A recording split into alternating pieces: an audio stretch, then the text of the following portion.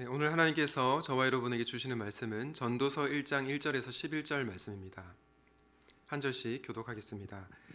다윗의 아들 예루살렘 왕 전도자의 말씀이라. 전도자가 이르되 헛되고 헛되며 헛되고 헛되니 모든 것이 헛되도다. 해 아래에서 수고하는 모든 수고가 사람에게 무엇이 유익한가? 한 세대는 가고 한 세대는 오되 땅은 영원히 있도다. 바람은 뜨고 해는 지되 그 떴던 곳으로 빨리 돌아가고 바람은 남으로 불다가 북으로 돌아가며 이리 돌며 저리 돌아 바람은 그 불던 곳으로 돌아가고 모든 강물은 다 바다로 흐르되 바다를 채우지 못하며 강물은 어느 곳으로 흐르든지 그리로 연하여 흐르느니라. 모든 만물이 피곤하다는 것을 사람이 말로 다 말할 수는 없나니 눈은 보아도 족함이 없고 귀는 들어도 가득 차지 아니하도다. 이미 있던 것이 후에 다시 있겠고 이미 한 일을 후에 다시 할지라. 해 아래에는 새 것이 없나니. 무엇을 가리켜 이르기를 보라 이것이 새 것이라 할 것이 있으랴. 우리가 있기 오래전 세대들에게도 이미 있었느니라. 함께 읽겠습니다. 이전 세대들이 기억됨이 없으니 장래 세대도 그 후 세대들과 함께 기억됨이 없으리라. 아멘. 아멘. 오늘의 말씀은 하나님과 함께라면 인생은 헛되지 않습니다 입니다. 앞으로 사부 예배 때 당분간 김민재 목사님과 전도서 말씀을 전하려고 하는데요. 오늘은 전도서 첫 번째 시간으로 간단하게 개관을 하고 오늘 1장 본문으로 들어가 보도록 하겠습니다. 여러분, 전도서의 저자가 누구입니까? 1절 말씀을 통해서 우리는 힌트를 얻을 수 있는데요. 1절에 이렇게 말씀합니다. 다윗의 아들 예루살렘 왕 전도자의 말씀이라. 다윗의 아들 예루살렘 왕이 누구이죠? 바로 솔로몬입니다. 물론 일부 학자들 중에서는 전도서의 저자가 솔로몬이 아니다라고 말하는 사람들도 있긴 합니다. 하지만 여러분들이 전도서 1장부터 12장까지 쭉 읽어보시면 이 솔로몬이 인생의 모든 부귀영화를 누리고 나서 깨달은 지혜를 우리 후손들에게 전해주는 그런 말씀임을 우리는 알 수 있습니다. 그런데 세상의 모든 것을 다 누리고 즐긴 솔로몬의 고백이 우리의 예상을 뒤엎습니다. 2절 말씀인데요. 전도자가 이르되 헛되고 헛되며 헛되고 헛되니 모든 것이 헛되도다. 여러분이 처음 이 말씀을 읽으셨을 때, 그리고 이 말씀을 들으셨을 때 어떤 생각이 먼저 드셨습니까? 아마 이런 생각이 드셨을 겁니다. 그래, 전도서는 허무주의를 말하는 거구나. 우리 인생은 살만한 가치가 없는 거구나. 이런 생각이 드실 수 있습니다. 물론 전도서는 우리의 삶의 힘든 현실을 적나라하게 보여주는 책입니다. 사실 성경의 다른 책에 비해서 전도서는 우리의 힘든 현실을 굉장히 잘 묘사해 줍니다. 너희들이 살아가는 삶의 꽃길만 있지는 않다라는 것을 전도서는 잘 보여주는 것이죠. 그러나 모든 것이 헛되다라고 하는 이 말씀이 우리의 인생은 허무한 거야, 살만한 가치가 없어, 이런 식의 생각을 하시면 안 됨을 기억하시기 바랍니다. 그렇다면 헛되고 헛되며 모든 것이 헛되다, 이 말씀을 우리는 어떻게 해석해야 할까요? 이렇게 생각하시면 틀림이 없습니다. 하나님이 없이는 헛되고 헛되며 헛되고 헛되니 모든 것이 헛되도다. 바꿔 표현하면 이렇게 표현할 수 있겠죠. 하나님과 함께라면 헛되지 않고 헛되지 않으며 헛되지 않고 헛되지 않으니 모든 것이 헛되지 않도다. 사랑하는 청년 여러분, 사랑하는 성도 여러분, 하나님과 함께라면 저와 여러분의 인생은 결코 헛되지 않습니다. 이것을 꼭 믿고 살아갈 수 있기를 바랍니다. 하나님과 함께일 때 저와 여러분의 인생이 결코 헛되지 않다라고 말씀을 드렸는데요. 그렇다면 헛되지 않은 인생을 살기 위해서 우리가 알아야 할 하나님은 어떤 분이십니까? 전도서 1장 1절부터 11절 말씀을 통해 그 하나님을 한번 알아가 보려고 합니다. 먼저 첫 번째로 그분은 나의 수고를 아시는 분이십니다. 여러분, 우리가 이 땅에서 정직하게 그리고 최선을 다해 살아갈 때 사람들은 몰라도 하나님은 저와 여러분의 수고를 아십니다. 학교에서 최선을 다해서 공부했는데 교수님이 몰라주면 어떻습니까? 굉장히 섭섭하죠. 직장에서 최선을 다해서 일했는데 상사가 내 수고를 몰라줍니다. 그러면 우리의 마음이 서운해지죠. 내가 집안일을 굉장히 열심히 했는데 내 배우자가 그것을 몰라주면 굉장히 서운한 감정이 들기 마련입니다. 그런 우리의 마음을 잘 아는 듯 전도자는 전도서 1장 3절에서 이렇게 말씀합니다. 해 아래에서 수고하는 모든 수고가 사람에게 무엇이 유익한가? 새번역 성경은 이렇게 번역하고 있는데요. 사람이 세상에서 아무리 수고한들 무슨 보람이 있는가? 이처럼 전도자는 우리가 아무리 수고해도 소용이 없다라고 말하며 체념하듯이 말하는 것만 같습니다. 그런데 왜 많은 사람이 수고해도 소용이 없다라고 생각이 들까요? 저는 그 이유가 결과가 내 뜻대로 흘러가지 않을 때 그런 생각을 하는 것 같습니다. 예를 들어서 내가 최선을 다해서 공부를 했는데 입시에 실패합니다. 최선을 다해서 일을 했는데 승진에 실패합니다. 그리고 다른 사람과의 관계에서 최선의 노력을 다했는데 그 관계가 진전이 없습니다. 그러면 우리는 어떻습니까? 아무리 수고해도 소용이 없구나, 이런 생각이 들기 마련이죠. 결과도 결과이지만 아무도 내 수고를, 내 마음을 모른다고 생각할 때 우리는 허탈감을 느끼게 됩니다. 여러분, 만약에 내가 입시에 실패하고 승진을 못하고 또 관계에서 어려움을 겪을 때 내 부모가, 내 친구가, 내 연인이 단 한 사람이라도 나의 마음을 알아준다면 우리는 어떨까요? 상대적으로 우리의 마음은 가벼워질 것이고 또 나를 이해하고 지지해주는 그 사람 때문에 힘이 날 것입니다. 그러나 애석하게도 우리 사람은요, 한계가 있는 존재라서 그 누구도 내 마음을 몰라줄 때가 있습니다. 그러면 우리는 더더욱 허탈감을 느끼게 되는 거죠. 성경에 보면 야곱의 인생도 그랬을 것 같습니다. 물론 야곱은요, 속이는 자로서 자신의 속임에 대한 대가를 치러야 했습니다. 그럼에도 불구하고 저는 야곱의 인생 전부를 부정적으로 해석할 수는 없다고 생각합니다. 왜냐하면 야곱이 굉장히 성실하게 또 정직하게 일한 시간들이 있었기 때문이죠. 여러분, 야곱이 외삼촌 라반의 집에서 몇 년을 살았는지 아십니까? 20년을 살았습니다. 20년간 외삼촌의 양떼를 치는 목자로 살았는데요. 이 20년은 크게 세 가지로 나눌 수 있습니다. 첫 번째 7년, 두 번째 7년, 그리고 마지막 6년으로 나눌 수 있습니다.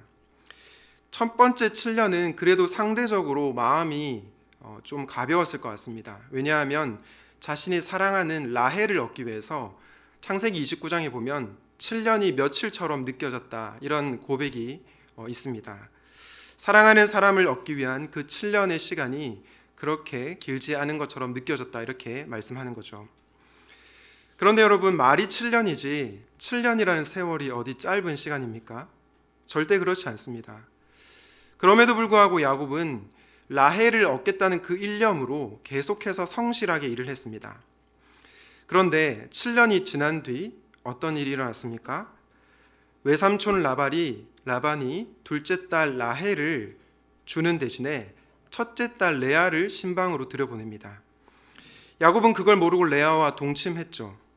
뒤늦게 외삼촌의 속임을 알게 된 야곱은 외삼촌에게 어떻게 저를 속일 수 있습니까? 라고 따집니다. 그러자 라반은 미안하다고 하기는커녕 우리 고장에서는 첫째 딸 먼저 시집 보내는 적이 없다. 둘째 딸을 먼저 보내고 첫째 딸을 보낸다. 이렇게 대답을 합니다.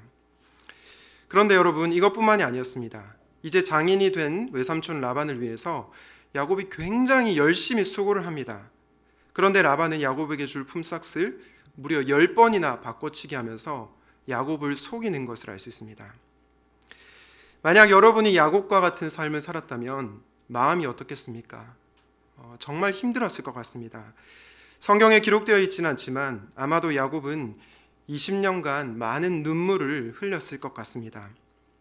그런데요, 하나님은 그의 수고와 눈물을 아셨습니다. 창세기 31장 42절을 우리 같이 한번 읽겠습니다. 시작.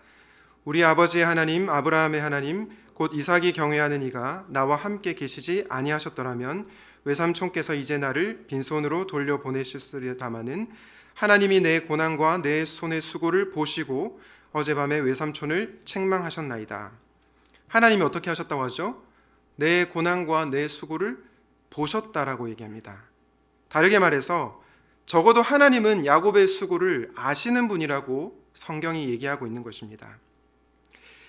이 세상에 아무도 나의 수고와 눈물을 모른다고 할지라도 적어도 하나님은 저와 여러분의 수고와 눈물을 아신다는 것이죠. 사랑하는 청년 여러분, 지난 한 주 치열한 삶을 사느라 정말 수고 많으셨습니다. 그런데 아무도 내 삶을 이해하지 못한다고 느껴서 절망 가운데 있는 분들이 계십니까? 나의 눈물을 아무도 이해하지 못한다고 느껴서 좌절에 빠진 분들이 계십니까? 그렇다면 우리가 믿는 하나님께서 저와 여러분의 수고와 눈물을 아시는 분임을 꼭 기억할 수 있기 바랍니다. 특별히 오늘 이 말씀을 토대로 적용할 수 있는 기도를 한 가지 가르쳐 드리려고 하는데요. 여러분 혹시 하기도라는 것을 들어보셨습니까? 아마 아무도 못 들어보셨을 겁니다. 왜냐하면 제가 만든 기도이기 때문입니다. 일상의 삶에 지쳐서 숨이 턱 막힐 때 우리는 어떻게 합니까? 이렇게 되죠.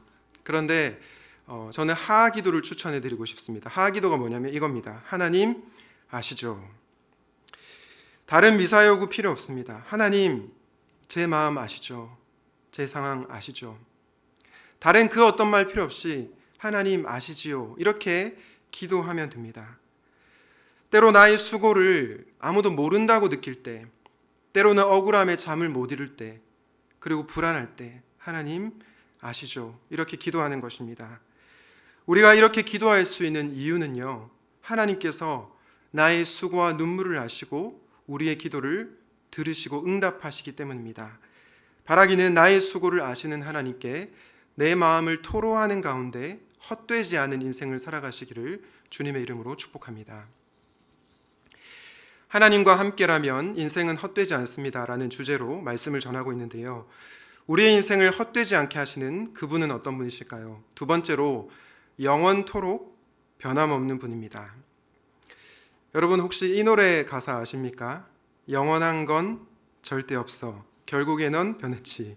이유도 없어. 진심이 없어. 네, 제가 부를 수 있지만 설교 시간에 자제하게 했습니다. GD의 노래이죠. 왜 많은 사람들이 이 노래에 열광했을까요? 물론 멜로디가 좋아서이기도 하지만 가사가 저와 여러분의 마음을 후벼 파기 때문입니다. 처음에는 죽을 것처럼 사랑한다고 고백했던 그 남자, 그 여자 어떻습니까? 시간이 흐르면 이유도 없이 변합니다. 진심이 사라집니다. 그러니 영원한 건 절대 없어. 이 가사가 우리의 마음에 훅 들어오는 거죠. 전도자 역시 전도서 1장 8절 9절에서 이렇게 말씀하고 있습니다. 모든 만물이 피곤하다는 것을 사람이 말로 다 말할 수는 없나니 눈은 보아도 족함이 없고 귀는 들어도 가득 차지 아니하도다. 이미 있던 것이 후에 다시 있겠고 이미 한 일을 후에 다시 할지라. 해 아래에는 새 것이 없나니. 모든 만물이 지쳐 있다고 얘기하고요. 눈은 보아도 만족하지 않고 귀는 들어도 차지 않는다. 쉽게 얘기해서 우리의 인생에 만족이 없다는 것입니다. 이유가 무엇입니까? 9절에 나오는데요. 해 아래에는 새 것이 없기 때문입니다. 여러분 제가 2020년도에 이 아이폰 11을 구입했습니다. 당시에 제가 아이폰 11을 이제 교육자 사무실에 탁 올려놨을 때 교육자들이 어떻게 반응했을까요? 우와 이렇게 반응했습니다. 그런데 3년이 흐른 지금 어떤 반응이 있을까요? 아무도 신경을 쓰지 않습니다. 왜냐? 새롭지 않기 때문입니다. 3년 전에는 우와 이렇게 반응했을지 몰라도 이 새 휴대폰이 옛 휴대폰이 되었기 때문입니다. 그래서 여러분 사람들이 어떻게 합니까? 계속 새 것을 사려고 합니다. 얼리 어댑터들은 신제품이 나오면 즉시 그것을 구매하죠. 그리고 그것에 만족하고 기뻐합니다. 그런데 그 만족이 얼마나 갑니까? 짧으면 3개월, 길면 1년입니다. 아무리 길어도 1년이 지나면 내가 산 제품에 우와라고 감탄사를 내뱉는 사람은 없습니다. 새 휴대폰만이 아닙니다. 새 노트북, 새 신발, 새 차. 모두 처음에는 우와 하지만 시간이 흐르면 흐를수록 그것은 옛것이 되고요. 또 새 것 역시 우리를 영원토록 만족시킬 수 없는 것입니다. 그래서 이 세상에 영원한 것은 없다고 말하며 사람들은 모든 것이 헛되다라고 생각을 하는 거죠. 이렇게 영원하지 않은 것은 우리에게 참된 만족을 줄 수 없음에도 불구하고 사람들은 끊임없이 새 것을 추구하려는 경향성이 있습니다. 심지어 기계나 사물을 넘어서 사람과의 관계에 있어서도 새로운 사람을 추구하는 사람들의 욕망이 있습니다. 채워지지 않는 내 안의 갈망을 다른 새로운 것으로, 새로운 사람으로 채우려고 하는 것이죠. C.S. 루이스가 스크루테이프라는 편지라는 책을 썼는데요. 이 책에서 선배 악마 스크루테이프가 후배 악마 워무드에게 어떻게 하면 그리스도인들이 하나님에게서 등 돌릴 수 있는지 조언을 합니다. 그 조언이 뭐냐면 새로운 것을 경험하려는 인간의 욕망을 부추겨라, 이렇게 조언을 합니다. 이렇게 말하면서 말입니다. 예나 지금이나 변함없는 것의 공포는 우리가 인간의 마음속에 만들어 놓은 가장 값진 열망이지. 이것이 종교에서는 이단을, 결혼 생활에서는 부정을, 우정에서는 변덕을 일으키는 무한한 원천이지.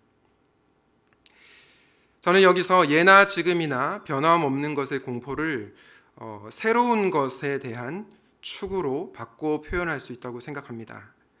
다시 말해 새로운 것에 대한 추구가 우리의 마음속에 만들어 놓은 가장 값지고 깊은 열망이라고 C.S. 루이스가 진단하고 있는 것입니다. 그런데 역설적으로 이 새로운 것에 대한 갈망이 저와 여러분을 하나님께로부터 멀어지게 만든다는 것입니다. 루이스가 얘기한 것을 한번 생각해 보겠습니다. 여러분, 이단에 빠지는 사람이 왜 빠지나요? 대부분 이단들은 기존 신자들에게 이렇게 미혹합니다. 내가 기존의 교회에서 가르쳐 주지 않은 새로운 성경 공부를 가르쳐 줄게. 이런 말에 혹해서 기존 신자들이 이단에 빠지기도 하죠. 결혼 생활에서 바람을 피우는 건 어떻습니까? 이제 너랑 살고 있는 그 남자, 그 여자 너무 오래되지 않았어? 이제 40대 중반의 그 배 나온 아저씨보다 잘생기고 새로운 그 남자가 좋잖아. 주름진 그 아줌마보다 예쁘고 너에게 잘해주는 그 새 여자가 좋잖아. 이렇게 우리를 유혹하는 것이죠. 그러면서 사랑에 빠진 건 죄가 아니잖아, 이런 결론을 내게 만듭니다. 이 모든 것이 무엇 때문이라고요? 새로운 것을 추구하려고 하는 인간의 욕망 때문입니다. 그런데 문제는 무엇입니까? 아무리 새로운 것이라고 하더라도 그 새로운 것은요, 시간이 지나면 옛것이 되고 새로운 사람도 시간이 흐르면 옛사람이 된다는 것입니다. 그리고 새로운 것과 새로운 사람도 우리를 영원토록 만족시킬 수가 없다는 점입니다. 그런데 여러분, 저와 여러분이 믿는 예수님은 어떤 분이십니까? 히브리서 13장 8절 우리 같이 한번 읽어보겠습니다. 시작. 예수 그리스도는 어제나 오늘이야 영원토록 동일하시니라. 여러분, 예수님 어떤 분이십니까? 어제나 오늘이나 영원토록 동일하신 분. 한마디로 영원토록 변함없는 분이시라고 성경이 말씀하고 있습니다. 이 예수님을 만날 때, 이 예수님 앞으로 나아갈 때 우리의 인생은 결코 헛되지 않은 것입니다. 여러분 잘 아시는 것처럼 요한복음 4장에 사마리아 여인은 늘 채워지지 않는 갈증과 목마름으로 힘들어했습니다. 그 갈증을 새로운 남편이 채워줄 것이라고 기대했죠. 두 번째 남편이 나의 목마름을 채워줄 것이다. 세 번째, 네 번째, 다섯 번째 남편이 나의 갈증을 해소해 줄 것이라는 그런 생각으로 살았습니다. 하지만 시간이 흐를수록 그 기대는 여지없이 무너졌죠. 그런데 예수님께서 그 여인의 목마름을 아시고 찾아오셨습니다. 그러면서 내가 주는 물을 마시는 자는 영원히 목마르지 않을 것이다 라고 말씀하셨습니다. 여인은 이 예수님을 만나면서 삶의 만족을 누리게 되고 회복을 경험하게 되었습니다. 사랑하는 청년 여러분, 사랑하는 성도 여러분, 여러분은 혹시 계속해서 뭔가 새로운 물건과 새로운 사람으로 여러분의 공허함을 채우려고 하지는 않습니까?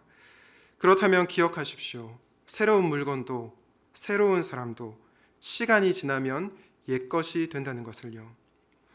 그러나 저와 여러분이 믿는 예수 그리스도는 어제나 오늘이나 영원토록 변함없는 분이십니다. 영원토록 저와 여러분을 사랑하시는 분이십니다.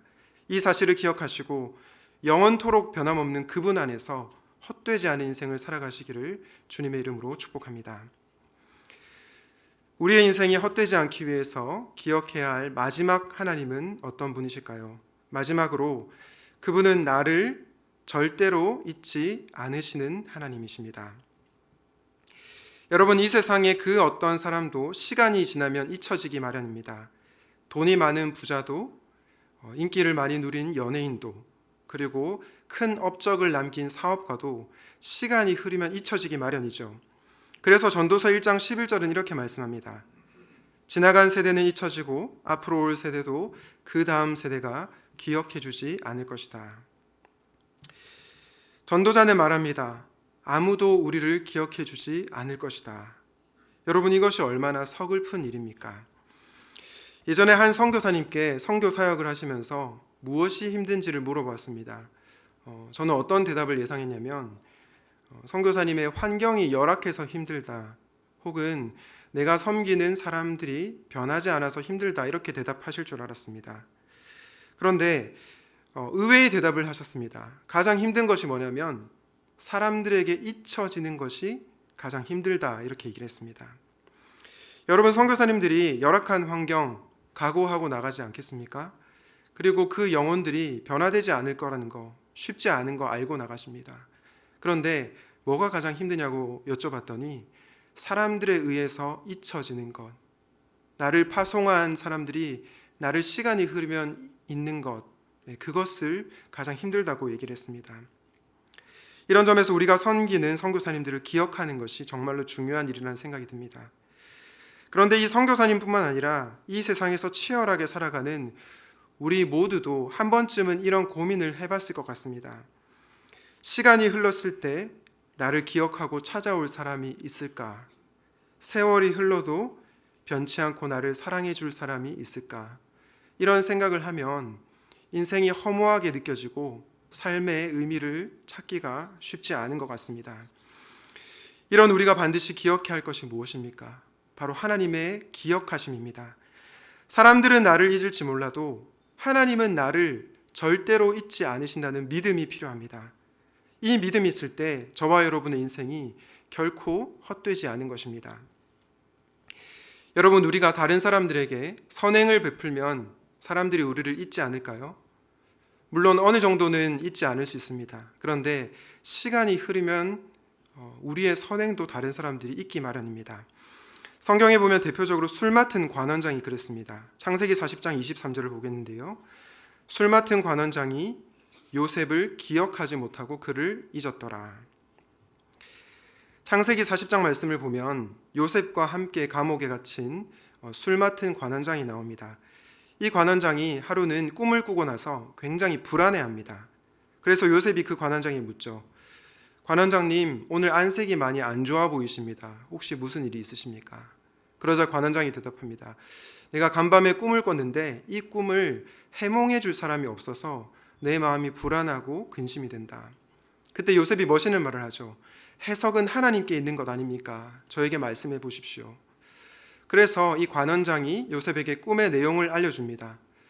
그러자 요셉이 어떻게 해석을 하냐면 앞으로 사흘이 되면 바로 왕이 관원장을 불러내서 그의 직책을 되돌려 줄 것이라고 얘기합니다. 감옥에서 그가 다시 나갈 것이라고 예언을 해주는 것이죠. 그리고 요셉은 말합니다. 술 맡은 관원장에게 관원장님께서 잘 되시는 날에 저를 꼭 기억해 주시고 제가 감옥에서 나갈 수 있도록 좀 힘 좀 써주십시오. 이렇게 부탁을 합니다. 실제로 이 관원장은 요셉의 꿈 해석대로 사흘째 되는 날 직책이 회복됩니다. 그리고 나서 나오는 말씀이 창세기 40장 23절 말씀입니다. 술 맡은 관원장이 요셉을 기억하지 못하고 그를 잊었더라. 여러분, 이렇게 사람은요, 화장실 가기 전과 다녀온 후의 마음이 다릅니다. 아니면 실제로 그 은혜를 잊지 않았다 하더라도 시간이 흐르면 그것을 기억하지 못한 한계를 지닌 인간이 바로 저와 여러분입니다. 이런 세상의 사람들과 살아가다 보면 우리는 어떤 생각이 듭니까? 헛되고 헛되며 모든 것이 헛되다. 내가 다른 사람들한테 잘해줄 필요가 없구나. 내가 굳이 섬길 필요가 없구나. 이기적으로 살면 되겠구나. 이런 생각에 빠지게 됩니다. 그런데 여러분, 우리 하나님은 어떤 분이십니까? 우리 하나님은요, 사람들은 다 나를 잊을지 몰라도 나를 절대로 잊지 않으시는 분이십니다. 실제로 그 이후에 요셉을 하나님께서 어떻게 하십니까?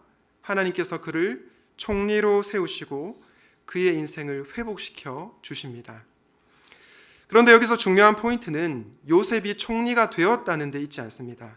하나님께서 그의 인생을 기억하셨다는 데 더 중요한 포인트가 있습니다. 사실 요셉은요, 그가 총리가 된 것에 별로 관심이 없었습니다. 그냥 하나님께서 자신의 인생을 기억하시고 자신과 함께 하신 것에 감사하며 그의 직무를 수행했던 것입니다. 사랑하는 여러분, 여러분은 혹시 사람들에 의해서 잊혀질까 두렵습니까? 나의 수고와 눈물을 아무도 몰라주는 것 같아서 외로우십니까? 그래서 인생이 헛되다고 느껴지십니까? 그렇다면 저와 여러분을 절대로 잊지 않으시는 그 하나님을 바라볼 수 있기 바랍니다. 그리고 그분 안에서 헛되지 않은 인생을 살아가시기 바랍니다. 이사야 49장 14절 15절은 이렇게 말씀하는데요. 14절을 제가 읽고 15절을 우리가 같이 읽겠습니다. 오직 시온이 이르기를 여호와께서 나를 버리시며 주께서 나를 잊으셨다 하였거니와 여인이 어찌 그 젖먹는 자식을 잊겠으며 자기 태에서 난 아들을 긍휼히 여기지 않겠느냐. 그들은 혹시 잊을지라도 나는 너를 잊지 아니할 것이라. 아멘. 사랑하는 여러분, 하나님은 저와 여러분을 절대로 잊지 않으십니다. 왜냐? 예수님께서 십자가에서 잊혀지셨기 때문입니다. 십자가에서 버림받으심으로 우리가 그분의 자녀로 입양되었기 때문입니다. 그래서 하나님은 자녀인 우리를 절대로 놓치지 않으시고 잊지 않으십니다. 그러므로 이 하나님과 함께라면 저와 여러분의 인생은 결코 헛되지 않다라고 말할 수 있을 것입니다. 바라기는 나를 절대로 잊지 않으시는 그 하나님과 함께 헛되지 않은 인생을 살아가시기를 주님의 이름으로 축복합니다. 오늘 우리는 전도서 1장 말씀을 살펴봤습니다. 세상의 모든 부귀와 영화를 누린 솔로몬은 고백했습니다. 헛되고 헛되며 헛되고 헛되니 모든 것이 헛되도다. 이 말씀이 표면적으로는 허무주의를 조장하는 것 같지만 사실은 그렇지 않다고 말씀드렸죠. 역으로 하나님과 함께라면 저와 여러분의 인생은 결코 헛되지 않다는 것을 보여주는 말씀이었습니다. 그러므로 우리는 헛되지 않은 인생을 살기 위해서 성경을 통해서 하나님이 어떤 분이신지를 알아가야 합니다. 그 하나님은 어떤 분이셨습니까? 그분은 나의 수고를 아시는 분이셨습니다. 세상 모든 사람들이 나의 수고와 눈물을 모른다고 할지라도 적어도 하나님은 아십니다. 이 세상의 모든 것들은 변하지만 하나님은 영원토록 변함없으시고 영원토록 저와 여러분을 사랑하십니다. 마지막으로 그분은 나를 절대로 잊지 않으시는 분이십니다.